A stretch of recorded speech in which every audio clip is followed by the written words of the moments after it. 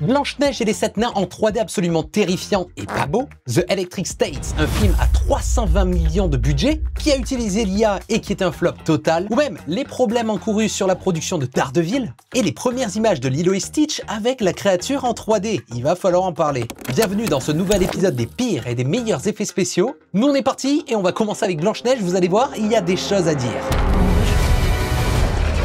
Est-ce que je t'ai fait peur ?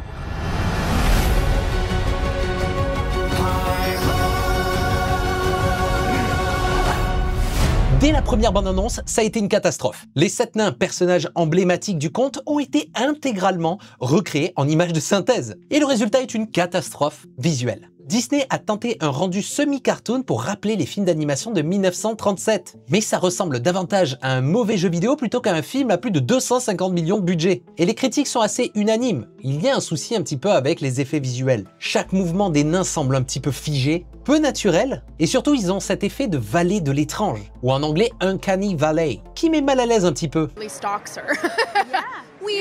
Weird. En gros, ils ne ressemblent ni à des personnages réalistes, ni à des figures animées stylisées. Du coup, le résultat, ça fonctionne pas énormément. Et d'ailleurs, il y a eu une polémique au sujet des nains bien avant les premières images du film. En 2022, Peter Dinklage, donc l'acteur de Game of Thrones, a vivement critiqué le film. Il dénonçait l'idée de reprendre une histoire rétrograde, avec 7 nains vivant dans une grotte, jugeant cela offensant et dépassé. Alors, désolé Peter, mais je ne suis pas d'accord avec toi. Alors, je ne veux pas parler en tant que personne qui n'est pas atteinte de nanisme, mais je sais comment les acteurs sont castés au cinéma et c'est énormément sur les critères physiques. On va chercher des acteurs, par exemple moi en ce moment là je regarde Shameless, une série que j'adore, c'est génial. Eh bien ça se voit qu'ils ont choisi des gens avec des gueules, ils ont des gueules de redneck, et parfois il y a des situations avec des obèses pour rendre mal à l'aise d'autres personnes, les mecs ils mettent des papiers, bonjour recherche obèse pour une séquence un peu humoristique machin. Donc les traits physiques, je trouve que justement il faudrait en tirer parti et que ça soit une force. Donc des nains joués par des nains, on s'en fout. Ça peut même être un tremplin comme ça l'a été pour Peter Dinklage. Et du coup, ça a été la panique chez Disney. Ils annoncent alors qu'ils remplaceront les nains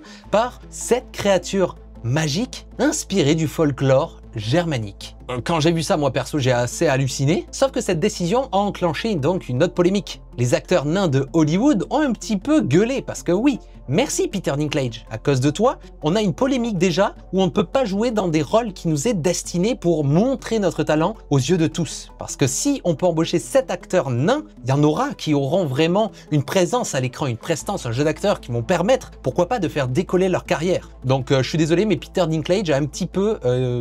pas ruiner la carrière de cette personne, mais on coupait l'herbe sous le pied pour ces personnes-là. Et du coup, résultat, nouveau volte-face de Disney. Disney décide finalement de garder les 7 nains, mais en CGI. Donc voilà, ça montre que le studio ne savait vraiment pas où aller pour essayer que ce film fonctionne. Et surtout qu'en termes de 3D, ce n'est pas forcément que les nains qui posent problème, c'est aussi la globalité. Comme je vous en avais déjà parlé dans des vidéos à moi, c'est le fait d'adapter des dessins animés en live action qui pose problème.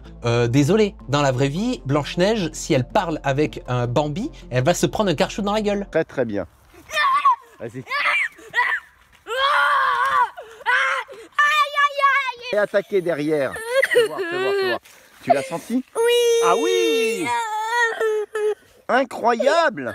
Les animaux de la forêt, ça agit d'une manière différente. Et ça, c'est destiné aux dessins animés, de montrer qu'il y a une sorte de joie, ils chantent, ils dansent, ils sont heureux. Dans un film live action, je pense qu'il faudrait faire des choses plus sombres et réalistes. Exactement comme ce qui s'est passé dans le film Blanche-Neige et le Chasseur, que j'avais adoré, il était super bien ce film. Et en plus de ça, le miroir, par exemple, miroir, mon beau miroir, et bien celui-là, l'effet de miroir était génial, trop badass. Le truc sortait en liquide comme ça, était droit en bronze, trop beau. Trop beau. Là, dans le film, c'est juste un vieux visage comme ça qui parle avec une 3D un peu étrange. Donc voilà, je pense que l'adaptation s'est faite à des endroits où il ne devait pas adapter et n'a pas été faite à l'endroit où ça devait être fait. Et maintenant, parlons du budget hallucinant. C'est entre 240 et 270 millions de dollars. C'est un petit peu comme les films du Seigneur des Anneaux ou certains films Marvel ou même les derniers Star Wars. Mais alors pourquoi ce coût astronomique? Eh bien, principalement à cause des reshoots et des réécritures successives. Chaque nouvelle controverse obligeait un petit peu Disney à retoucher le film, à refaire des scènes, à ajuster les effets spéciaux. Et bien sûr, ça coûte une fortune. Et la question donc que tout le monde se pose, est-ce que ce film peut être rentable? Il faudrait qu'il rapporte entre 480 et 600 millions de dollars pour être rentable. Et vu comment ça se présente, je suis pas très sûr que ça va y arriver. Puis ce film a aussi subi l'embouteillage des studios d'effets spéciaux à cause bien de la grève des scénaristes qu'on a pu voir. Ça a créé une sorte d'embouteillage pour les studios d'effets visuels. Ça a mis d'ailleurs au chômage beaucoup d'artistes et d'entreprises aussi qui fermaient. Et du coup, le résultat de tout ça, eh bien, n'est pas à la hauteur. Donc ce film Blanche-Neige est l'exemple parfait d'un projet où tout est allé de travers. Des effets spéciaux ratés, une direction artistique bancale et des choix de production incohérents. Et surtout un budget gigantesque mal utilisé. Je suis sûr qu'ils auraient pu faire un film qui rendrait hommage au matériel d'origine sans trop le modifier. Alors oui, c'est une réadaptation, il faut réadapter des films, machin et tout. Blanche-Neige l'a bien fait. Blanche-Neige, ils ont fait quelque chose dans cet univers-là, modifié, et c'était une nouvelle histoire originale très intéressante. Ça, c'est une adaptation. Ça, c'est vouloir faire une copie ratée. Maintenant, parlons d'un autre film qui a coûté une blinde et qui se ramasse au box-office. C'est The Electric States. «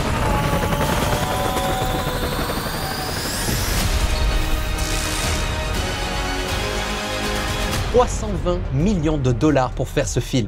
25,2 millions de vues en seulement 3 jours de diffusion sur Netflix. Et les critiques éclatent donc The Electric States, qui est l'un des films les plus chers de l'histoire du cinéma. Et paradoxalement, l'un des plus grands échecs critiques de Netflix. Il doit générer 500 millions de dollars pour être rentable, mais il n'en a généré que 50 pour le moment. C'est donc un désastre absolu. Mais la question donc c'est pourquoi et comment ce désastre est arrivé? Eh bien derrière ce fiasco, il y a une sorte de dissonance artistique vraiment profonde. Ce qui aurait pu être une adaptation fidèle et respectueuse de l'univers de l'artiste Simon Stalenhag s'est transformé en une comédie d'aventure pour grand public. Perso, j'aurais voulu voir The Electric States, mais produit par A24. Là, ça aurait été plus intéressant. Mais du coup, parlons donc de l'auteur d'origine, Simon Stalenhag. Stalenhag n'est pas un auteur comme les autres. Son roman graphique The Electric States, sorti en 2017, est vraiment un chef-d'œuvre de science-fiction. Les images sont magnifiques, ça mélange un petit peu de la peinture numérique photoréaliste avec des environnements un peu post-apocalyptiques, avec des robots laissés à l'abandon. On sait pas trop ce qui s'est passé, ça nous laisse un petit peu de l'imagination. Et du coup, ces robots un petit peu terrifiants où on se demandait qu'est-ce qui s'est passé là avec les humains, des choses un peu bizarres, une guerre peut-être, qu'est-ce qui s'est passé? Et bien là, on en fait des sidekicks assez comiques qui accompagnent des héros qui ont des têtes assez étranges comme Chris Pratt, et les thématiques puissantes comme la dépendance technologique et la critique du capitalisme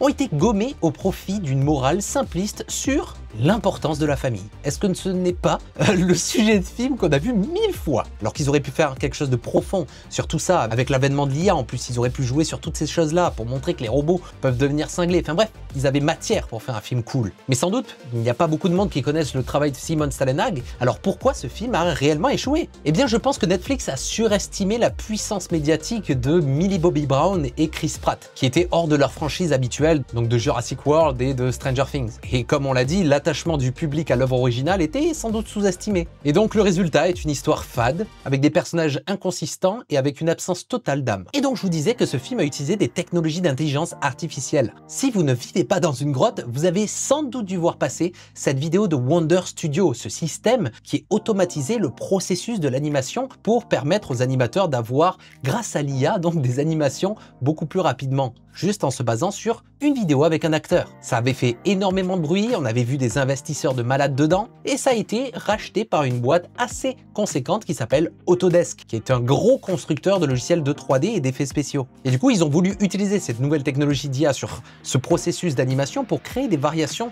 sur l'animation des robots. Perso, je trouve ça plutôt sympa, même s'il y a parfois des incohérences dans l'animation, mais c'est un niveau tellement au-dessus de tout ce que je pourrais faire que je ne peux pas trop critiquer non plus ce qu'ils ont fait. Mais ils ont aussi utilisé une IA pour transformer le timbre de voix des robots pour paraître donc robotique. Et il y a une phrase que Joe Russo a dit qui a mis un peu le feu aux poudres sur internet, c'est, je cite, « Un enfant de 10 ans pourrait faire ça avec un tutoriel TikTok ». C'est pas très vendeur au niveau des technologies, et vous le savez, sur la chaîne YouTube, je parle des technologies d'intelligence artificielle parce que, qu'on soit pour ou contre, elles sont là pour durer, évoluer, et on va devoir faire avec. Et donc, je trouve qu'il faut qu'il y ait des expérimentations comme ça, mais qu'elles se fassent un petit peu dans le privé, que ces studios investissent sans doute dedans, qu'ils parlent avec les autres artistes, les personnes qui sont déjà là dans le workflow, et qu'ils arrivent à trouver un équilibre pour maximiser et optimiser le temps de production, mais pas les utiliser parfois dans des grosses productions comme ce film d'horreur que j'ai vu il y a quelques jours. Croyez-moi, c'est un film d'horreur un peu série B, mais je vous encourage à aller le voir parce que c'est très intéressant comme ils ont utilisé l'IA. C'était pas au point, voilà, je vous spoil pas, mais allez voir ce film, vous allez voir, tout ça devrait rester encore dans le cadre privé le temps que toutes ces technologies soient parfaites et viables. Donc ce film a aussi un peu relancé le débat de l'IA dans l'industrie du cinéma. Bon, et donc on a énormément parlé d'argent, mais c'est même le réalisateur de ce film qui lui-même a abordé le budget de ce film. Il Il a clairement dit dépenser 300 millions sur une plateforme, ce n'est pas viable. Et oui, tu sors même pas ton film au cinéma avec des produits dérivés et des machins, s'il faut juste se baser sur le nombre d'abonnés qu'a Netflix, ça va pas le faire. Donc je pense que petit à petit, il y a des choses qui vont changer dans l'industrie au fil des années. Comme on a pu le voir dans l'épisode précédent avec Flow, qui est un film d'animation fait avec un logiciel gratuit. Bref, The Electric States restera comme une sorte de paradoxe. Un désastre financier, mais un cas d'étude fascinant sur les limites du cinéma numérique. Et si le film trahit l'univers de Simon Stålenhag, il y a une série qui a essayé de quand même faire quelque chose d'un peu plus original, que je vous encourage à aller voir, parce qu'elle est pas mal, un peu spéciale, mais pas mal. Mais du coup, avec ce film, on est sûr d'une chose, aucun budget ne remplacera jamais une véritable vision artistique. Maintenant, on va parler de la série Daredevil Born Again, mais avant, j'aimerais vous parler du sponsor de la vidéo d'aujourd'hui, qui est donc NordVPN. Avant de passer au film suivant, si vous êtes un fan comme moi de cinéma, eh bien vous savez que vous voulez bouffer des films. Le problème, c'est que selon où tu es dans le monde, eh bien il y a plein de films et de séries qui sont bloqués. Genre t'es en France et tu veux voir John Wick 4 sur Netflix, eh bien malheureusement, c'est bloqué. Il sera dispo que sur le Netflix US par exemple. Mais ça, c'était avant, parce qu'avec NordVPN qui sponsorise cette vidéo, tu peux changer ton adresse IP extrêmement facilement. En juste un clic, tu peux débloquer un max de contenu. Tu veux voir ce qu'il y a sur le Netflix japonais? Eh bien tu peux. Tu te connectes à un serveur au Japon et bam, accès direct. Pareil pour Disney+, où certains films et séries sortent plus tôt ou alors même qui ne sortiront jamais. Et si vous voulez la petite astuce ultime, en utilisant une IP albanaise, pouf, t'as plus de pub sur YouTube. Mais NordVPN, c'est pas juste pour le streaming. Ça chiffre toutes tes données, protège ton adresse IP et empêche les sites et les hackers de récupérer tes informations personnelles. Tu peux aller sur internet en toute sécurité, que ça soit dans un café ou un aéroport. Et ce qui est super cool, c'est que tu peux l'installer sur 10 appareils, alors que tu sois sur un PC et un Mac, ou alors même un téléphone portable, eh bien tu seras protégé sur tous tes appareils. Et si t'as la flemme à chaque fois d'activer ton VPN, eh bien il y aura la protection anti-menace qui bloque directement les pubs, les trackers et même les fichiers malveillants quand tu télécharges quelque chose. Et si vous êtes intéressé, voici une offre béton. En passant par mon lien dans la description, vous allez avoir 4 mois offerts sur vos 2 ans d'abonnement, soit moins de 3 € par mois. Et si vous n'êtes pas convaincu, eh bien vous avez 30 jours pour être satisfait ou remboursé. Les liens sont dans la description. Merci beaucoup NordVPN d'avoir sponsorisé cette vidéo et maintenant, passons au prochain film.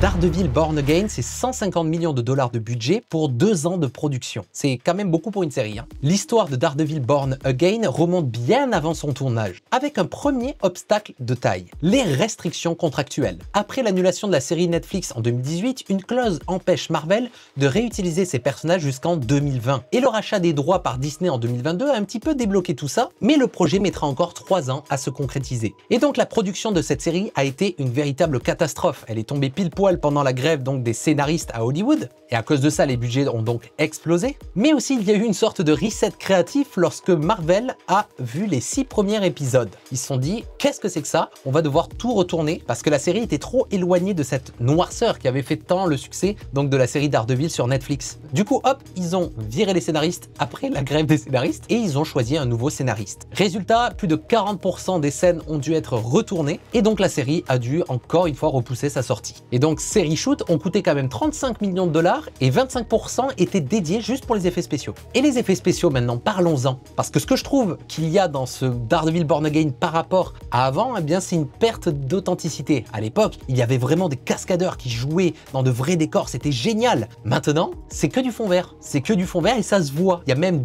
Daredevil qui est en 3D qui fait des animations assez élastiques, un peu étranges. Donc j'avoue que c'est, je sais pas, ça perd un petit peu l'authenticité que faisait le premier Daredevil. Après, on retrouve quand même les personnages qu'on aimait tant, mais quand même, il y a un truc qui cloche. Et ce n'est pas qu'une impression, hein, ce sont vraiment des chiffres. À l'époque, la série sur Netflix, 80% des plans étaient tournés dans des décors réels. Maintenant, il n'y a que 40% sur Born Again. Les combats avant sur Netflix duraient entre 5 et 7 minutes et maintenant les combats durent entre 2 et 3 minutes. Avec des chorégraphies parfois plus lisses et moins viscérales là, qui envoient de la patate. Et puis à cause des reshoots massifs aussi, parfois il y a des incohérences au niveau de la lumière et tout, mais bon, c'est pour chipoter. Moi ce que je trouve vraiment qui porte problématique, c'est la perte d'un peu cette authenticité qu'il y avait avant sur Netflix. Mais bon, là il passe dans la cour des grands, c'est Disney, c'est le wow, attention, il faut en mettre partout. Donc voilà, Daredevil ça a été une production assez chaotique et à mon humble avis, ce personnage-là ne mérite pas non plus autant de CGI. On peut garder de la CGI à gogo pour des personnages comme Iron Man par exemple ou Hulk, mais ce genre de personnage comme Daredevil, on pourrait garder eh bien, son aspect un peu humain, bon avec des super pouvoirs d'agilité, mais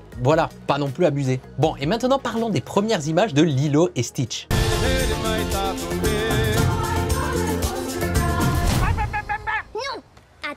Stitch, je compte jusqu'à 3.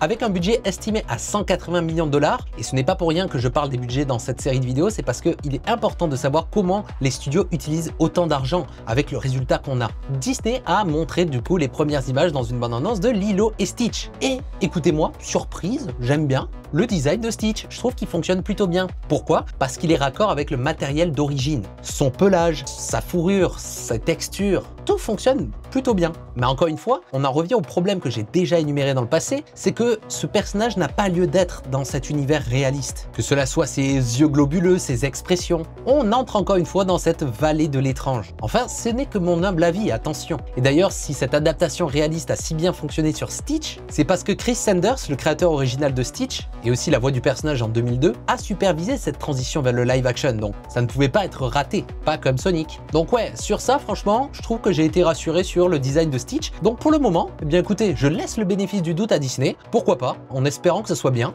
Mais il y a une polémique que je trouve absolument débile, c'est à propos de l'actrice qui joue la sœur de Lilo. Donc cette actrice, c'est Siné Agudong, qui joue donc le personnage de Nani, la sœur de Lilo, et donc il y a eu un drama autour du fait qu'elle n'était pas vraiment originaire de l'île d'Hawaï, etc. Qu'elle était alors, c'est marqué dans mes notes, philippino-caucasienne. Bon, ça va, est-ce qu'on s'en fout pas un petit peu tant que l'actrice est bien dans son rôle? Surtout que ça va, c'est ressemblant aux personnes qui pourraient être sur l'île d'Hawaï. Parce que oui, je critiquais en début de vidéo les propos de Peter Dinklage à propos des acteurs de petite taille, mais c'est normal, c'est leur physique, ils peuvent pas le changer, c'est comme ça. Donc on va les prendre pour, eh bien, les ressemblances qu'ils ont avec le personnage qu'ils doivent jouer, ça me paraît logique. Là, que la meuf vienne du Mexique, du Zimbabwe, d'Afrique du Sud, du machin, tant que ça va dans son rôle, qu'elle joue bien et qu'elle dépeint bien le personnage, est-ce qu'on s'en foutrait pas un petit peu? Donc ça fait partie un petit peu des trucs où on s'en fout en fait, d'accord? Je vous encourage pas à aller dans ce genre de choses, c'est une polémique inutile. Du coup, pour finir sur Lilo et Stitch, eh bien, je trouve que c'est le parfait exemple que Disney a peut-être compris ce qu'ils devaient faire avec leur matériel d'origine. Rester fidèle à l'esprit original tout en séduisant un public moderne. Et si le film bénéficie d'un design de Stitch assez exceptionnel, d'un travail esthétique respectueux et d'une bande-son immersive, il n'échappe pas quand même à la controverse de certains à propos du casting des personnages. L'enjeu principal sera de savoir si ce remake parvient à toucher le public sans trahir l'âme du film original, et c'est ce que je reproche à tous les films Disney, dans un paysage cinématographique où Disney peine à convaincre avec ses adaptations live action. Du coup, Lilo et Stitch, ça pourrait être l'exception qui confirme la règle. Alors, on croise les doigts pour que ce film soit bien. Un truc aussi avec Disney, c'est que je trouve que malheureusement, ils sont pris le cul entre deux chaises, un petit peu comme moi sur ma chaîne YouTube. C'est que quand je fais des vidéos un peu créatives où je crée des choses, vous n'êtes pas trop au rendez-vous. Par contre, quand je parle de sujets qui parlent à énormément de monde, vous êtes là. Eh bien, je pense que c'est pareil avec Disney. Malheureusement, ils ont du matériel iconique, mais créer des nouvelles choses apporte moins d'audience. Alors, ils essayent de reprendre ce qu'il y avait avant pour le remettre au goût du jour. Donc c'est un peu triste. Donc la balle est dans votre camp aussi. Essayez de regarder des films qui ont de l'âme, qui essayent de raconter des choses. Essayez de vraiment donner la force à des films qui le méritent. Voilà. Et vous, que pensez-vous des films que je viens d'aborder avec vous? N'hésitez pas à mettre un petit commentaire pour me dire ce que vous en pensez. Et comme ça, on pourra peut-être débattre sur si on n'est pas d'accord, par exemple. En tout cas, je voulais vraiment vous remercier aux personnes qui sont ici en fin de vidéo de regarder mes vidéos de A à Z. Vraiment, merci beaucoup du fond du cœur. Je m'exprime de temps en temps pour vous dire que je suis extrêmement reconnaissant d'avoir une communauté qui me regarde. Je suis un passionné et avec cette chaîne, j'essaie vraiment de faire des choses de passionné. Donc merci beaucoup. Merci aussi à mon sponsor NordVPN. C'est grâce à eux que je peux faire des vidéos sur Internet. Donc merci beaucoup, encore une fois, du fond du cœur de regarder mes vidéos. Et n'hésitez pas à vous abonner si vous n'êtes pas abonné. Et voilà, activez la notification et j'espère que les prochaines vidéos vont vous plaire. En tout cas, nous, on se retrouve très prochainement pour une nouvelle vidéo. C'était Atom. Ciao!